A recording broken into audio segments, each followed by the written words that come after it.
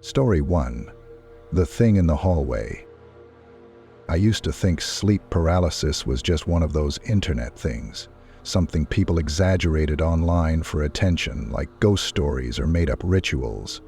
I'd seen all the TikToks, the Reddit threads, the YouTube videos with creepy titles and thumbnails, but I never actually believed it was real.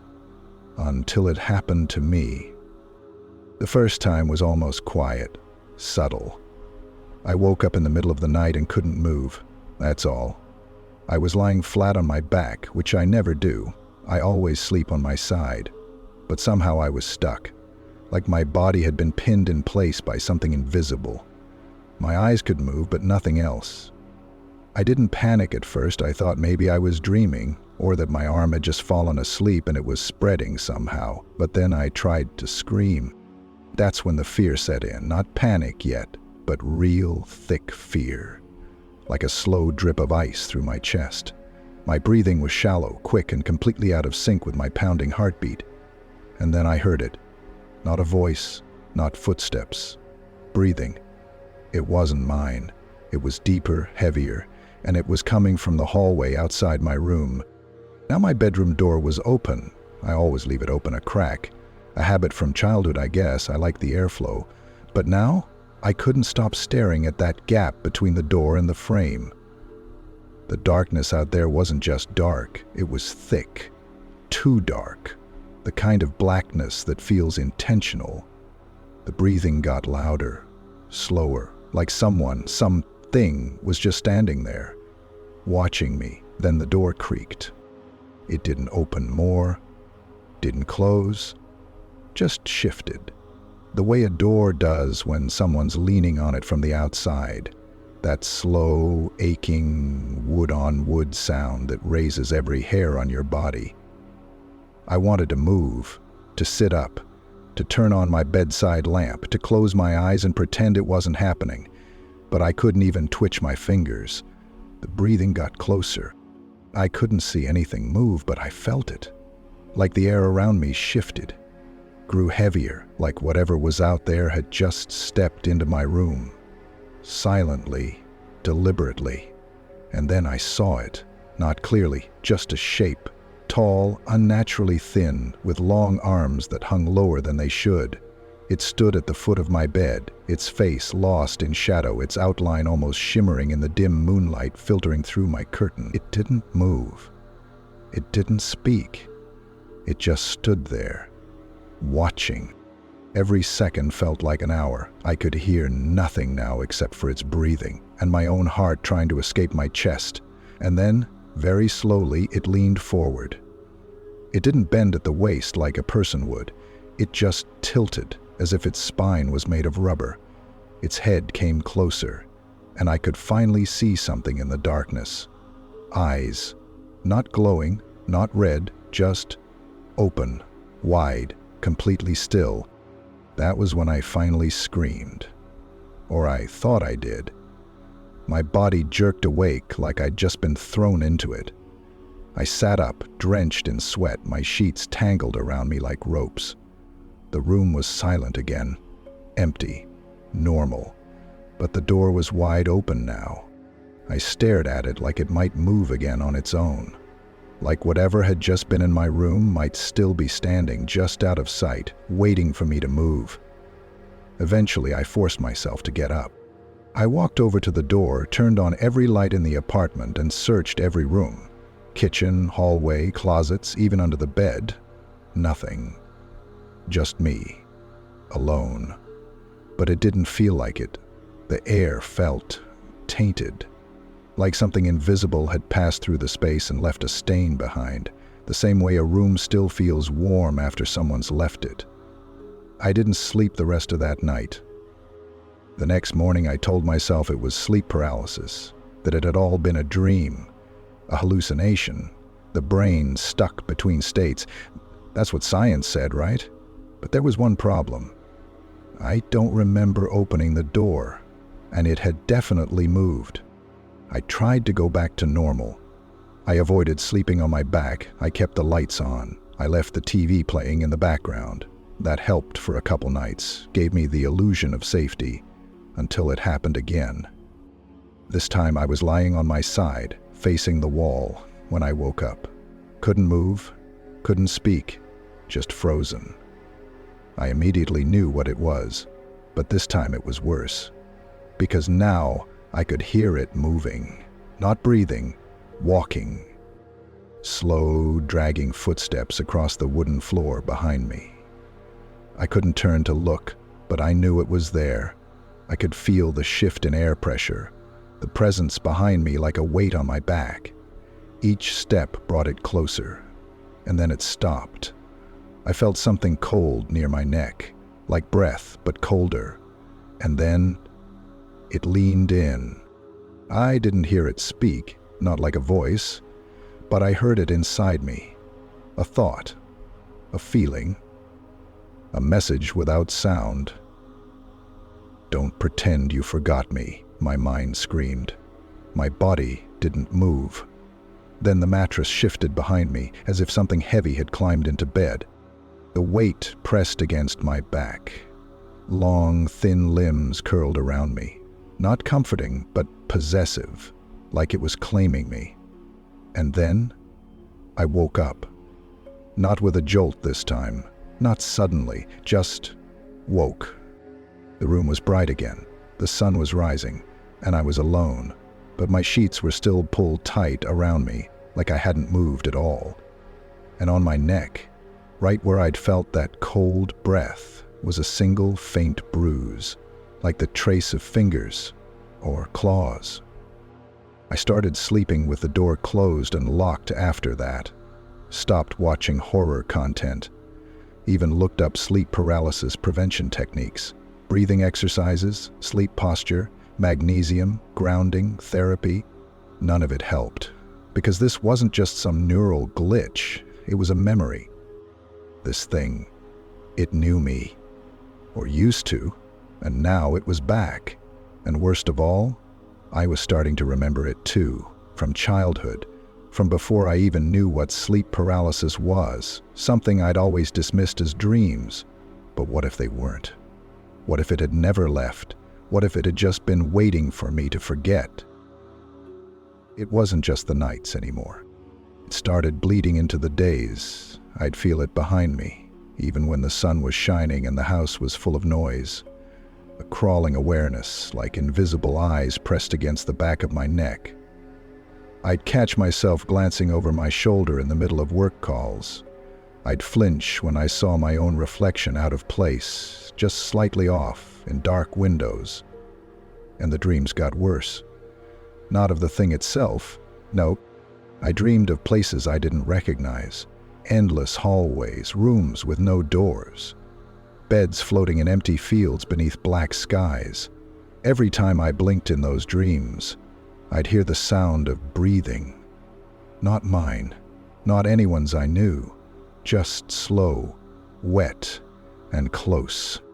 I started sleeping with the door chained shut, but it didn't matter, because it came back. The third episode was the worst. I woke up again, locked in place. My side this time, just like last time. I thought maybe if I wasn't on my back, it wouldn't happen. That was a lie. This time, I could hear it before I saw it. Not footsteps, not breathing. Whispers. Multiple voices, like a quiet crowd whispering through the walls. Urgent, hushed, and excited. I couldn't make out what they were saying, but I could feel that they were talking about me. Then my bedroom door creaked open. No pause, no slow build-up, just wide open. Something crawled in. It wasn't the tall figure from before. This was different. Smaller. Crooked. It moved on its hands, dragging its legs behind it like they were broken or useless. Its arms were long, spindly, and bent in all the wrong places. It didn't walk toward me. It crawled. I couldn't scream. Couldn't move. I just lay there, staring straight ahead, listening to it scrape across the floor. It reached the bed. Then it climbed up. I felt the mattress shift again. Heavier this time, like something disgusting and wet had pulled itself onto the covers. I didn't look. I couldn't. But I felt it behind me, breathing, closer. Then, a hand, ice cold. It pressed a single finger against the back of my neck, and suddenly, I wasn't in my room anymore. I was back. Back in the room I had when I was a kid. Small, warm, familiar. But I wasn't alone in that memory. I was lying in that childhood bed, staring at the doorway, and it was there. The tall figure from my recent episodes. Same long arms, same blank, watching presence. But I remembered now. This wasn't new. It had been with me before. I'd just forgotten. Back then I thought it was a dream, a nightmare I grew out of. But I didn't grow out of it. I repressed it. And now it was back. Inside the memory, the figure stepped forward and whispered something, not in words, but in a thought I understood perfectly. You let me in once. You don't get to close the door again. And just like that, I was back in my real room. My body jerked violently, and I screamed. The lights were on, the door was closed, everything looked normal, except for my laptop, which had powered itself on. A document was open. It had 3 words typed across the center of the screen. Told you so. I moved out the next day. Different apartment, different city, different everything. I even threw out the bed, just in case. But it doesn't matter, because every time I close my eyes, I feel it behind me. Not watching, not waiting, just remembering. And eventually, it will want me to remember too.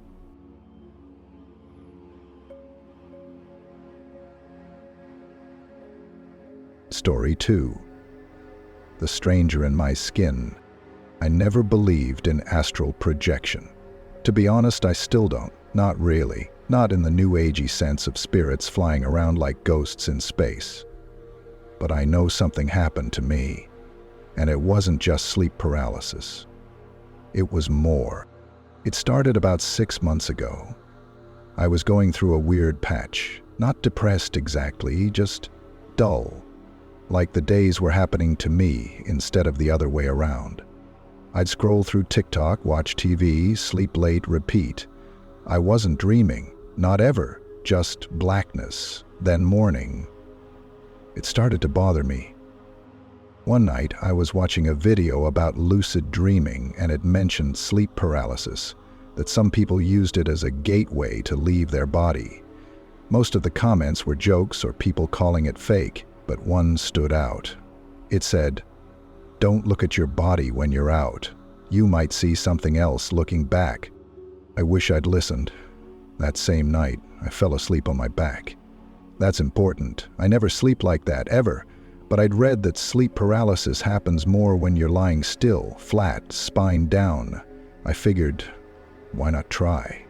I woke up to buzzing. Not a sound, a sensation. Like my bones were vibrating, my fingers, toes, spine, all tingling like I was made of static.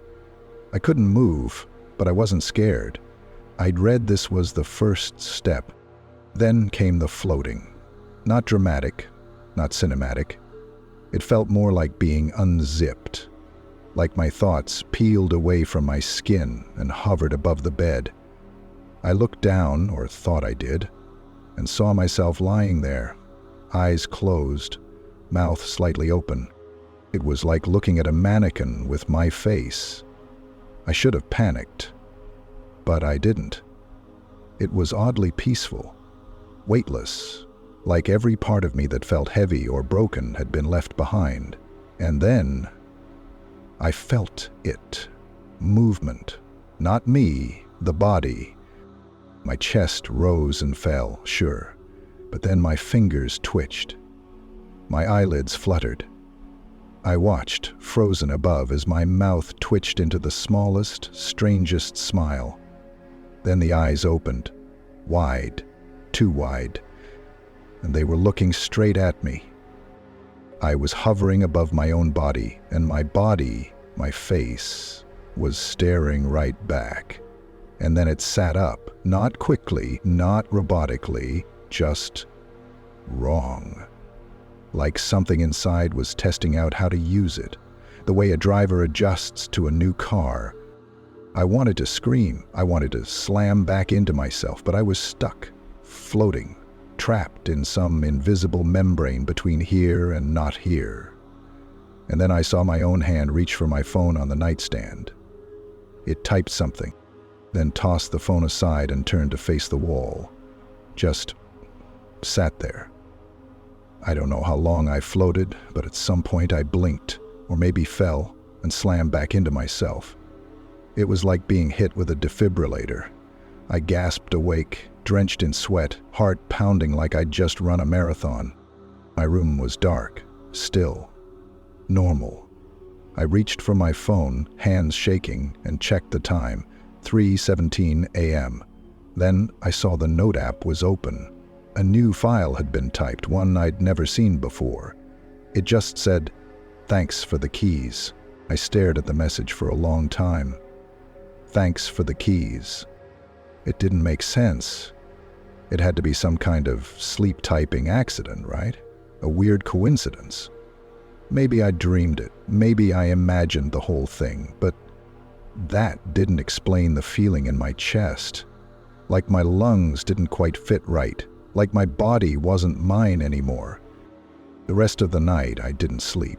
I sat with the lights on, scrolling through Reddit threads about astral projection and sleepwalking.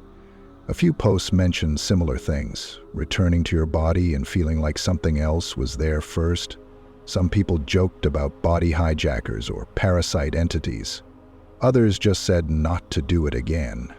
I promised myself I wouldn't, but of course, that's not how this works.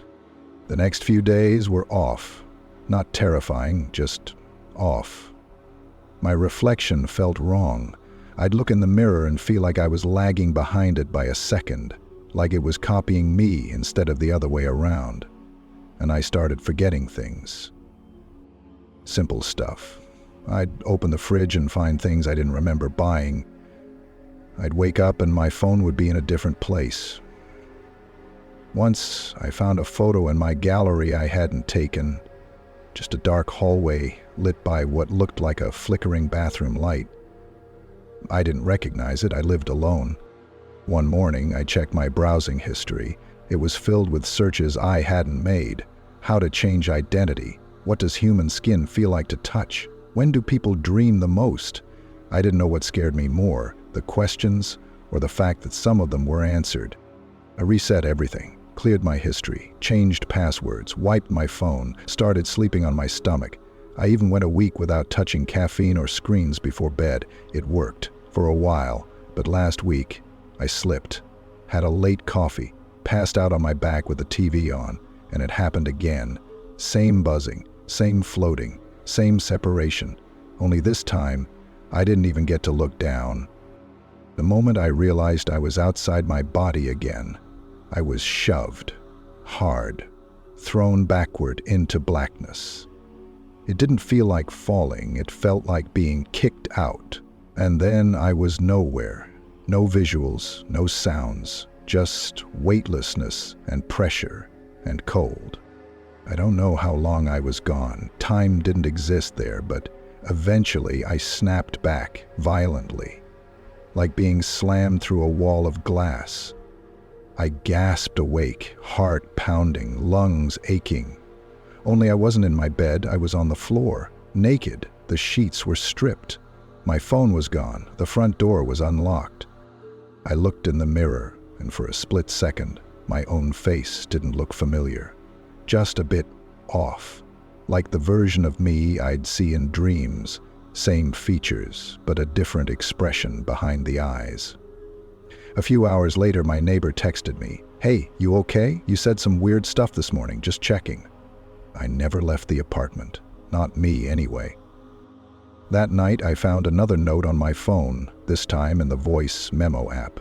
It was short, just static and silence. And then, breathing, and a voice. My voice. But it didn't feel like me. The voice said, "You're the guest now." I don't remember the next few days clearly. I kept blacking out. Hours would pass, and I'd find myself standing in another room, holding something I didn't remember picking up.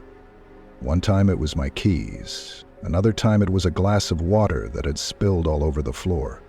Once, I found myself sitting in the hallway outside my own apartment. Barefoot, door wide open behind me. I stopped trusting myself. I stopped trusting mirrors, too. I'd glance at them and feel this delay, like the reflection was a beat behind, studying me, thinking, mimicking. And then came the sleep paralysis again, same setup. Buzzing, floating. Except this time, I couldn't even reach the ceiling. I was stuck halfway, watching from above as my body got out of bed on its own.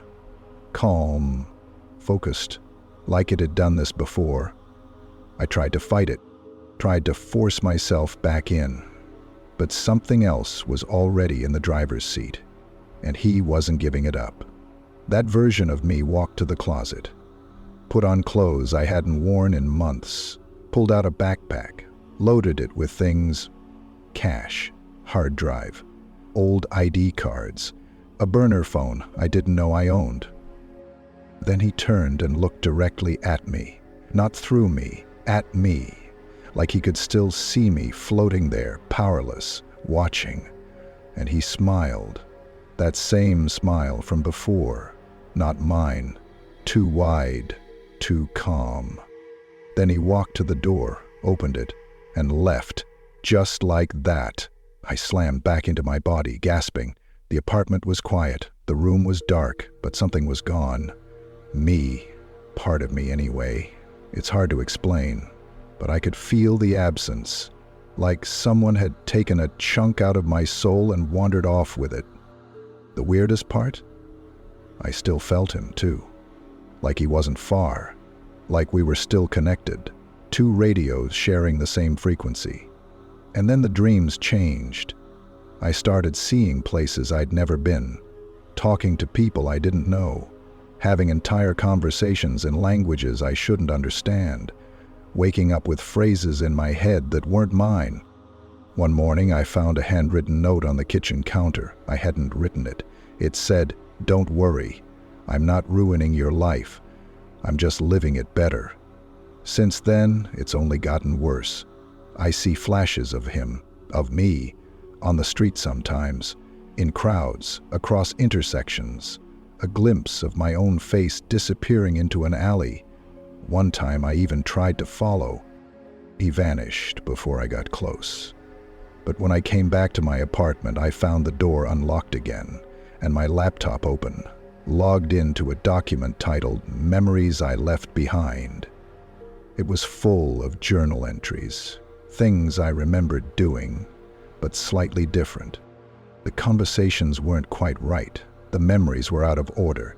Some entries ended mid-sentence, replaced by strange symbols or code fragments, like he was trying to replicate me but couldn't quite get it perfect. And now, I don't sleep much at all. I'm afraid to, because every time I drift off, I get closer to that floating place. And every time I wake up, I feel less like me, more like a version of myself that's being worn like a costume. And sometimes I wonder if I'm the original at all anymore, or if I'm the copy, the leftover, the one who didn't make it back in time. And if that's true, what else is still wearing my skin?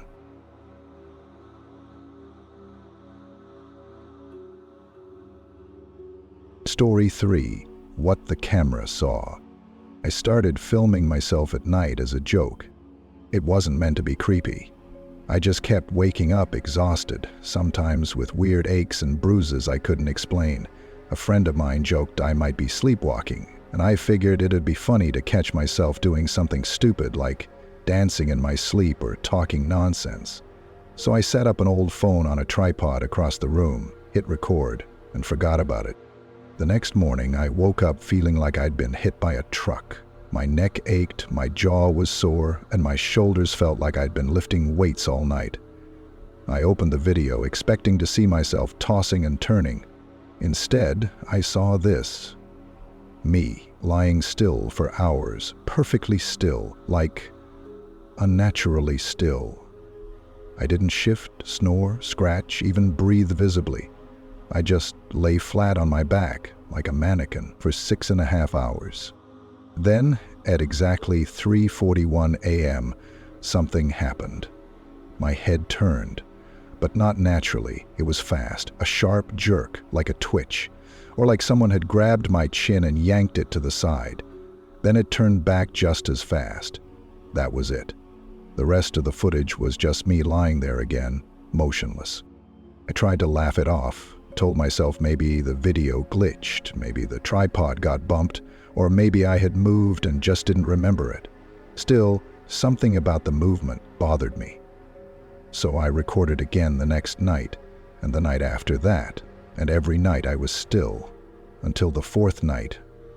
That's when everything changed. This time the video started the same, me lying in bed, not moving. At 3:17 a.m., my hand twitched.